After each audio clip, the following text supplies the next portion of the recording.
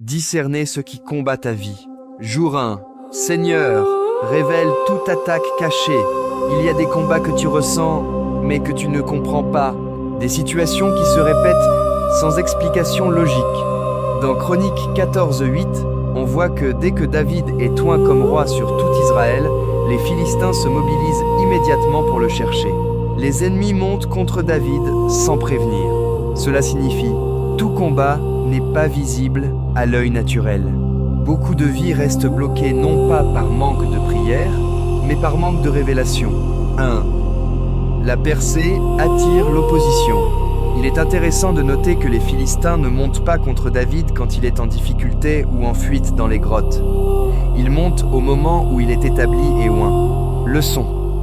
Ne soyez pas surpris si, après une victoire spirituelle ou une promotion, vous faites face à une opposition soudaine.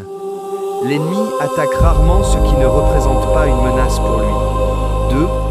2. Le réflexe de la consultation, le pacte de la prière. Juste après ce verset, au verset 10, la réaction de David est exemplaire. Bien qu'il soit un guerrier chevronné, il ne se repose pas sur son expérience. Il demande « Monterai-je contre les Philistins ?» Face à l'imprévu, notre premier réflexe ne doit pas être la panique ou l'usage de nos propres forces, mais la consultation divine. David ne présume jamais de la volonté de Dieu, même pour un combat qui semble évident. 3. Dieu, le maître des brèches. David finit par nommer le lieu de la bataille Baal-Peratsim, ce qui signifie le maître des brèches. Il dit « Dieu a dispersé mes ennemis par ma main comme des eaux qui s'écoulent. Peu importe la force de l'armée qui monte contre vous sans prévenir, Dieu est capable de créer une brèche là où tout semble bloqué. Il disperse l'adversité avec la force d'une inondation que rien ne peut arrêter. » Le verset 9 précise « Les Philistins arrivèrent et se répandirent dans la vallée des Réphaïm. » Si le verset 8 nous montrait l'intention de l'ennemi, le verset 9 nous montre sa stratégie et l'ampleur du défi. Voici une analyse approfondie pour votre exhortation. 1. La vallée des Réphaïm, le lieu des géants. Le nom Réphaïm signifie littéralement géant ou ombre. En s'installant dans cette vallée, l'ennemi ne choisit pas n'importe quel terrain, le poids de l'intimidation. Ils occupent un lieu associé à la peur ancestrale, les géants que les espions redoutaient à l'époque de Moïse. L'application spirituelle. Parfois, l'ennemi ne se contente pas de nous attaquer. Il s'installe dans nos vallées, là où nous nous sentons vulnérables, ou là où nos vieux complexes, nos géants personnels résident. 2. Se répandre. Une tactique d'envahissement. Le texte dit qu'ils se répandirent, ou firent une razzia. Cela suggère un débordement, une occupation totale de l'espace. L'aspect étouffant. L'ennemi essaie souvent de saturer nos pensées ou nos circonstances pour nous donner l'impression qu'il n'y a plus d'issue, que le problème est partout à la fois. La menace sur les ressources. Cette vallée était fertile.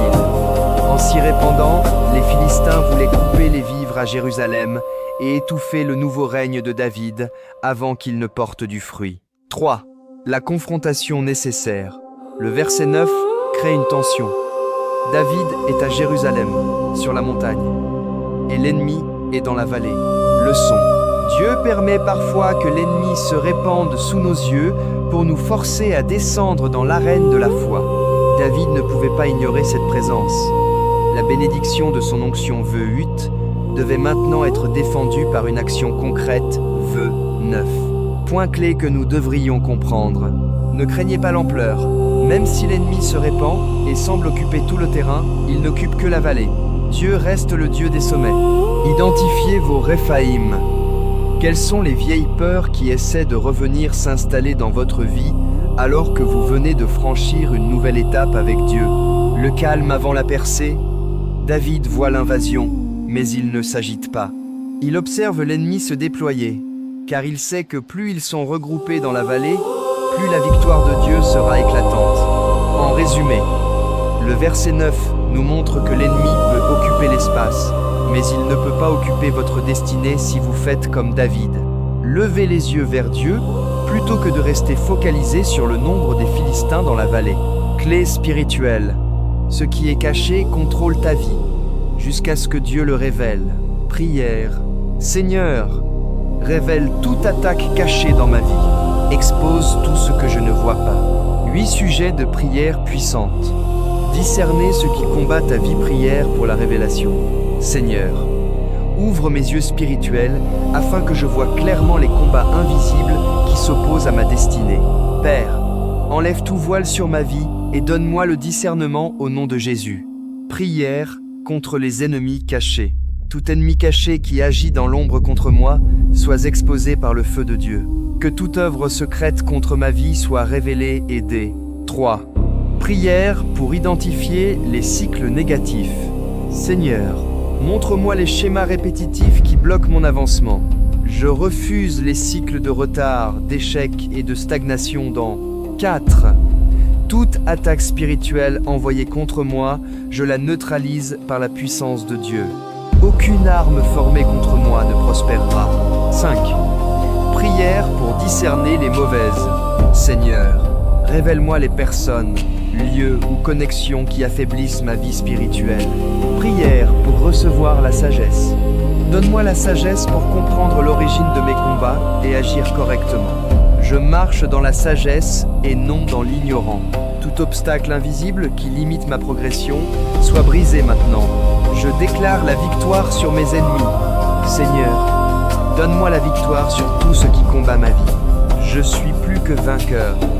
Je discerne toute œuvre de l'ennemi. Tout ce qui te freine ne vient pas toujours de Dieu.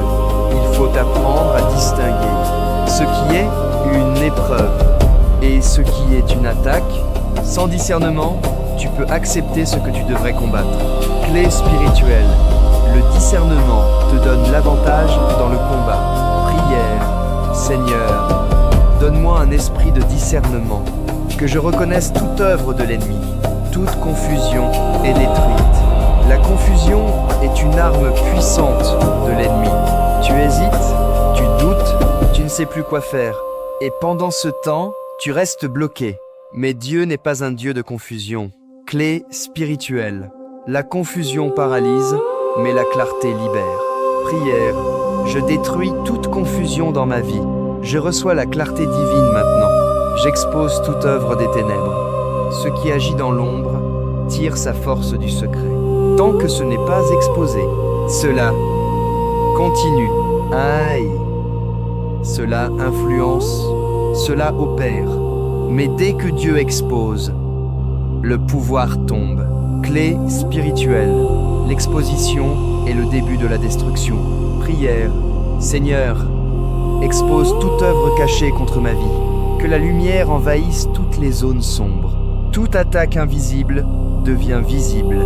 Il existe des attaques silencieuses. Fatigue sans cause. Perte répétée. Blocage inexpliqué. Ce ne sont pas toujours des hasards. Dieu veut te rendre spirituellement conscient. Quand tu vois clairement, tu combats efficacement. Prière. Toute attaque invisible contre ma vie devient visible maintenant. Je ne serai plus surpris. Je refuse l'ignorance spirituelle. L'ignorance est dangereuse dans le monde spirituel. Ce que tu ignores peut te dominer. Beaucoup souffrent non parce qu'ils sont faibles, mais parce qu'ils ne savent pas. Clé spirituelle. La connaissance spirituelle est une arme. Prière. Je refuse l'ignorance spirituelle. Seigneur, enseigne-moi et élève mon intelligence spirituelle. Seigneur, éclaire ma vie totalement. Dieu ne veut pas éclairer une partie de ta vie, mais toute ta vie. Certaines personnes avancent partiellement, une zone est éclairée, une autre reste dans l'ombre, et c'est là que l'ennemi agit. Clé spirituelle. Une vie totalement éclairée est une vie difficile à attaquer. Prière. Seigneur, éclaire entièrement ma vie. Qu'aucune zone ne reste dans les ténèbres. Conclusion. Semaine 1. Le combat commence par la révélation. Ensuite vient la stratégie, puis la victoire. Prendre autorité spirituelle.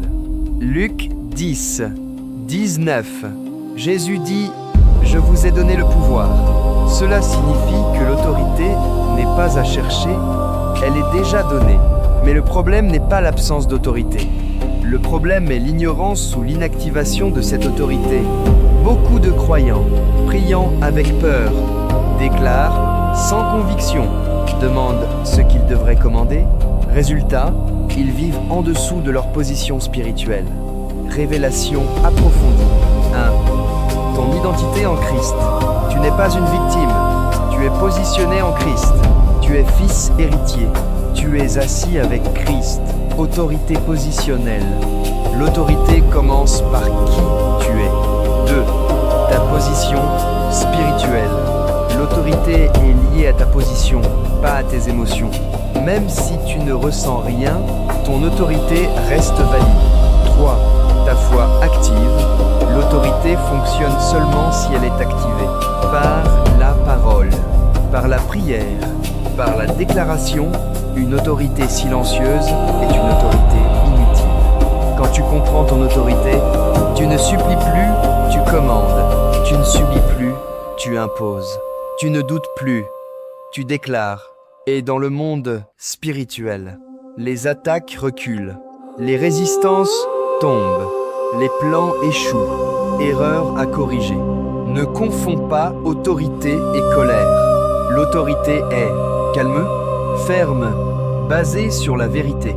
Prière prophétique. Seigneur, révèle-moi qui je suis en Christ. Active mon autorité spirituelle. Que ma voix ait de l'impact dans le monde spirituel. Je marche dans l'autorité divine. L'autorité n'est pas un événement, c'est un style de vie. Tu dois apprendre à marcher dans tes décisions, dans tes paroles, dans tes réactions. Chaque jour est une opportunité d'exercer ton autorité. L'autorité se manifeste dans la constance. Prière, je marche dans l'autorité divine aujourd'hui. Rien ne domine sur moi. Je domine toute attaque. Une attaque n'est pas une défaite. C'est une invitation à exercer ton autorité. David était attaqué, mais jamais dominé. Tu n'es pas appelé à éviter les attaques, mais à les dominer. Prière, toute attaque contre moi est sous mes pieds. Je domine maintenant.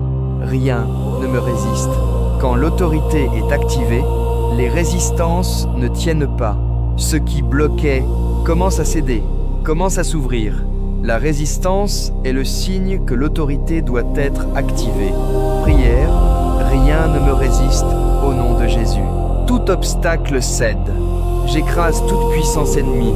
Jésus parle de marcher sur serpents et scorpions. Cela représente les puissances spirituelles. Tu n'es pas appelé à fuir, mais à écraser.